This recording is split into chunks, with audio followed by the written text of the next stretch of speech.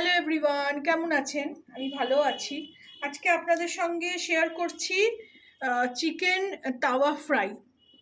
এই দুটো breast piece রেখেছিলাম, কালকে মাংস করেছি, তো তার দুটো ব্রেস্ট পিস রেখেছিলাম, তো তারই তাওয়া ফ্রাইটা করব, সেটাই আজকে আপনাদের সঙ্গে শেয়ার করছি।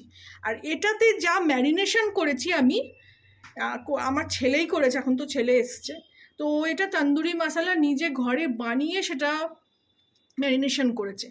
তো সেই তন্দুরি মশলার কী কী মশলা আছে সেটা আমি ডেসক্রিপশন বক্সে দিয়ে দেবো, আপনারা দেখে নেবেন। আমি এখন এইটা করছি, সেটাই আপনাদের সঙ্গে শেয়ার করছি। প্রথমে এইভাবে আমি গ্রিল তাওয়া বসিয়ে দিয়েছি, দিয়ে এতে একটু এই যে একটা পুরো মাখনের কিউব এইভাবে আমি ছড়িয়ে দিচ্ছি। আর এই তাওয়াটা একদম হাই ফ্লেমে থাকতে হবে, এর থেকে না মাংসটা থেকে জল বেরোলে চলবে না, একদম হাই ফ্লেমে এটাকে ভাজতে হবে, তাওয়া ফ্রাই করতে হবে। আমার চিকেনে মাছের রেসিপি আছে ওখানে তাওয়া ফ্রাইতে, এটা আমি চিকেনেরটা করছি।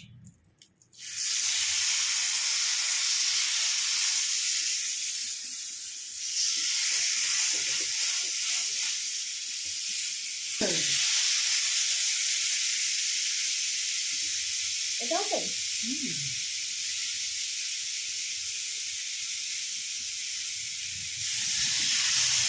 এই দেখুন কত বড় বড় দুটো ব্রেস্ট পিস, এর মধ্যেই আমি এরকম হাই ফ্লেমে এখন এটাকে সেঁকে নেব। আর যে গ্রেভিটা আছে সেটা আমি কিছু ওর মধ্যে এখন লাগাচ্ছি না, এরকম একটু একটু দিয়ে দিলে ভালোই, আরও ভালো লাগবে। সেটা আমি রেখে দেবো, আবার পরে কিছু করা যাবে। এটা খানিকটা একটা পিস ভাজা হোক, তারপরে আমি ফিরছি।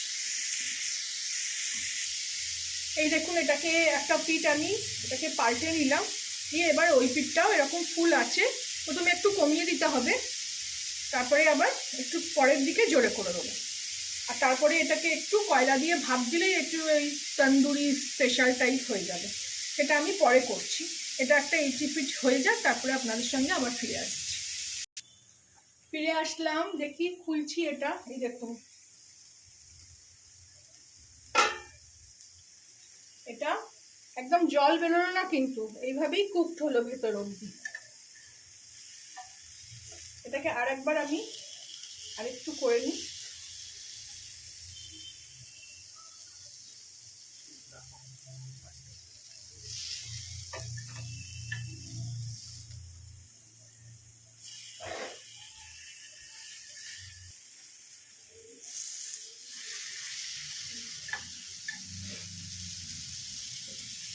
মানে এইভাবে করলে বেশ এদিক ওদিক করে কুক হয়ে যাবে।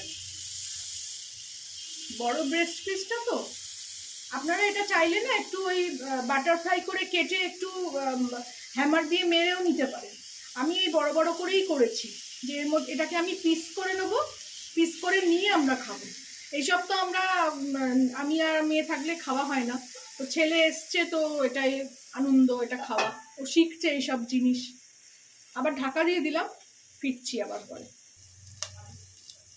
ফিরে আসলাম, এখানে আমি একটু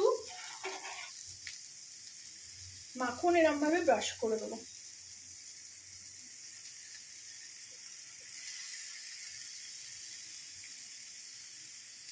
আপনারা চাইলে ঘিও দিতে পারেন, আমি এখানে মাখন দিলাম, মাখনের টেস্টটা খুব ভালো লাগে। একটা পিঠ দিলাম, পাল্টে নিয়ে দেখুন কি সুন্দর দাগ এসছে, খুব ভালো লাগে আমার এরকম, আর খেতেও দুর্দান্ত হয়। আমরা আগেও অনেকবার করে খেয়েছি, ছেলে থাকাকালীন ও করতো।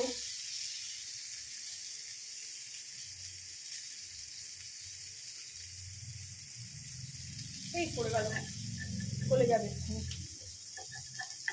যা।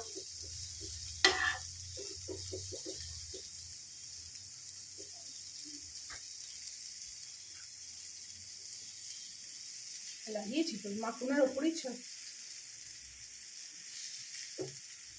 এইভাবে আমি এতে একটু করে মাখন লাগিয়ে নিলাম। আর যেগুলো এগুলো পড়ে আছে এগুলো আমি এগুলো যখন আবার পরে এখানে সার্ভ করবো তখন ওগুলো দিয়ে দেবো, খেয়ে নেবো ওরমভাবেই।